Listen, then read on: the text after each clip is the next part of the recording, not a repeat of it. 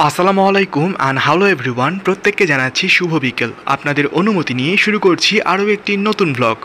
এই যে দেখতে পাচ্ছেন একদম ফ্রেশ আম। এই আমগুলো আমাদের নিজের গাছের, আমাদের তেঁতুলিয়ার বাসার গাছে এই প্রথমবার আম হয়েছে এবং অনেক আম হয়েছে। একটি গাছে এতগুলো আম, তো দেখে তো ভীষণই ভালো লাগছিল। আর বিশেষ করে নিজের গাছের প্রথম ফলন, সেটার আনন্দটাই আসলে অন্য রকম। এগুলো কিন্তু দাদু বাসার গাছের আম নয়, দাদু বাসা থেকেও দাদু কিছু আম পাঠিয়েছে, সেগুলো আলাদা আছে। বাট এখানে যে আমগুলো দেখতে পাচ্ছেন এগুলো হচ্ছে আমাদের তেঁতুলিয়ার বাসার গাছের আম। আর সেই গাছটায় প্রথমবার আম হয়েছে এবং একটি গাছেই এতগুলো আম হয়েছে, যেটা দেখে ভীষণ ভালো লাগছিল। তাই মনে হলো এই আনন্দটুকু আপনাদের সঙ্গেও শেয়ার করে ফেলি।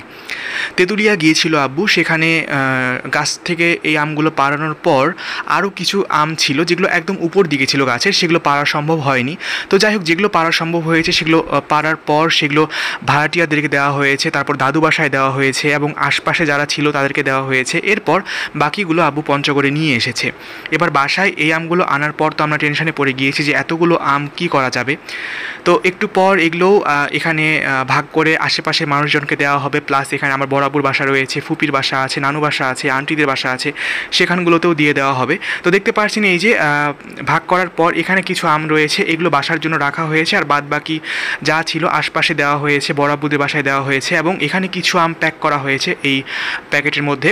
এগুলো আন্টিদের বাসা, ফুপিদের বাসা, এগুলো জায়গায় দেওয়া হবে। সেজন্য এখন আম্মু যাবে, আম্মুর সঙ্গে আব্বুও যাবে। আর আব্বু আজকে সারাদিনই এগুলো ডিস্ট্রিবিউশনের কাজ করেই চলেছিল, যেমন বাসায় আসার পরেও আশেপাশের বিভিন্ন মানুষকে দেওয়া, বড়াবুদের বাসায় দেওয়া, তারপরে আরও নানানখানে এই আমগুলো পৌঁছে দেওয়া, এটা কিন্তু আব্বুই করেছে। আর এখন নানু বাসায়, আন্টিদের বাসায় আর ফুপির বাসায় আম্মু আব্বু দুজন মিলেই যাবে। তো ঠিক আছে, এখনকার মতো ক্যামেরাটা অফ করছি, তারপর আবারও অন করব। এই আমগুলো কেটে এখন আমি খাবো আর এটা টেস্টের রিভিউ আপনাদেরকে এখন আমি দেবো। তাই সঙ্গে থাকুন, কোথাও যাবেন না, একটু পর আবারও ফিরে আসছি।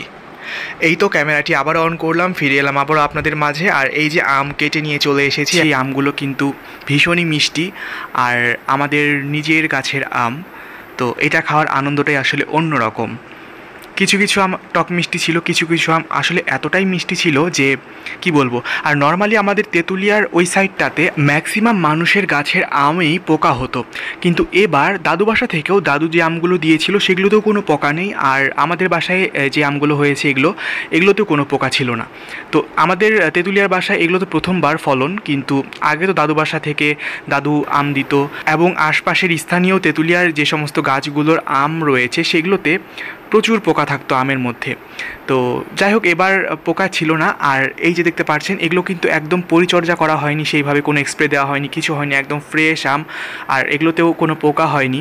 তো সব কিছু মিলিয়ে তাই বলবো যে আলহামদুলিল্লাহ। আর নিজের গাছের এরকম ফ্রেশ ফরমালিন মুক্ত আম খাওয়া কিংবা যে কোনো কিছু খাওয়া, সেটা সত্যি অনেক বেশি আনন্দের এবং সেই সাথে অনেক বেশি কিন্তু এটা হেলদি।